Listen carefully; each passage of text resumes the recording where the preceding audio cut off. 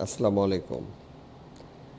একজন ক্যান্সার বিশেষজ্ঞ হিসেবে ক্যান্সার রোগীদের যে কষ্টের মধ্যে আমরা যেতে দেখি সেটা আসলে অনেক সময় আমাদের মর্মপীড়ার কারণ।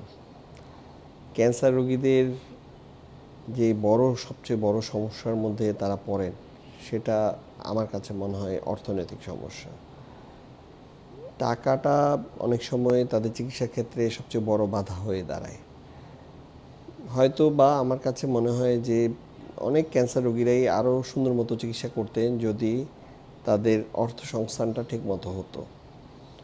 এবং অনেক ক্ষেত্রেই যেসব রোগীরা সম্পূর্ণ সুস্থ হয়ে যাওয়ার মতো তারা পরবর্তীতে মেটাস্ট্যাটিক ডিজিজ ডেভেলপ করেন, আবার একদমই সুস্থ হন না শুধুমাত্র টাকার অভাবে।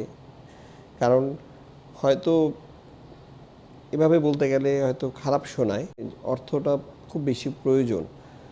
যে কোনো ওষুধ কিনতে তার অর্থ প্রয়োজন, পরীক্ষা নিরীক্ষা করতে অর্থ প্রয়োজন, জরুরি কোনো পরীক্ষা লাগলে সেটা অর্থ প্রয়োজন, জরুরি কোনো ওষুধ লাগলে সেটা অর্থ প্রয়োজন। সেক্ষেত্রে দেখা যায় যে অনেক ক্ষেত্রে রোগীর পরীক্ষা নিরীক্ষাগুলো রোগী অর্থের অভাবে করতে পারেন না, যে চিকিৎসাগুলো আছে সময় মতো সে নিতে পারে না, এবং অপারেশন করা দরকার হয়তো বা সেই সব চিকিৎসাগুলো সরকারি হাসপাতালে সময় মতো করা সম্ভব না। সে চাইলে বেসরকারিভাবে সেই চিকিৎসাগুলো নিতে পারত, কিন্তু অর্থভাবে সে নিতে পারে না। আর রেডিওথেরাপি তো বাংলাদেশে শুধুমাত্র ক্যান্সার হাসপাতালে দেওয়া যায়, এবং অন্যান্য মেশিনগুলো প্রায় বিকল থাকে।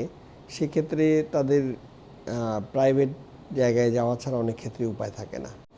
অনেক সময় দেখা যায় যে অর্থাভাবের কারণেই রোগীরা চিকিৎসা নিতে সাহস করেন না, বা অনেক সময় তার কোনো রোগের লক্ষণ দেখা দিলেও ডাক্তারের কাছে যান না।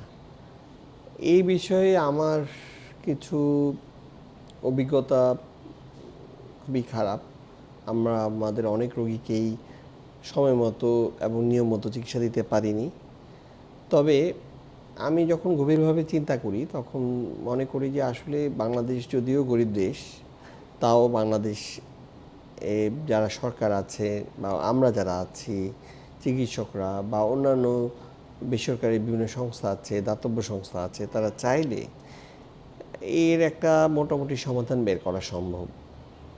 যদি আমাদের যে দানের একটা অংশ আমরা এই ধরনের দুস্থ ক্যান্সার রোগীদেরকে দিতে পারি, তাহলে তাদের চিকিৎসাগুলো অনেক সহজ হয়ে যায়।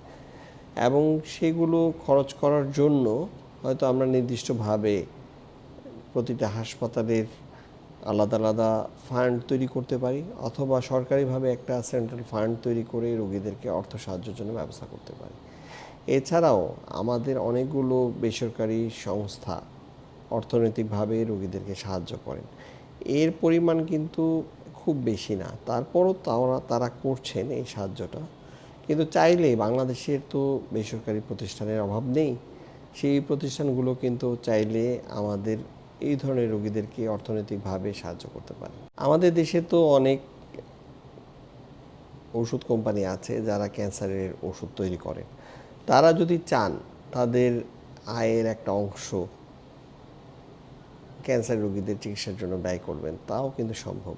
আমার কাছে মনে হয় সরকার হয়তো এই বিষয়ে কিছু সজাগ দৃষ্টি দিতে পারেন, যে ক্যান্সার ওষুধ প্রস্তুতকারী কোম্পানিগুলোকে বিশেষ সুবিধা প্রদানের মাধ্যমে তারা যাতে একটা নির্দিষ্ট পরিমাণ অর্থ যদি এই ধরনের রোগীদের জন্য খরচ করেন, হতে পারে সরাসরি অর্থ, অথবা তারা ওষুধগুলো একটা নির্দিষ্ট দামে, কম দামে রোগীকে প্রদান করেন, তাহলে হয়তো সরকার ট্যাক্স বা অন্যান্য কিছু সুবিধা তাদেরকে প্রদান করতে পারে।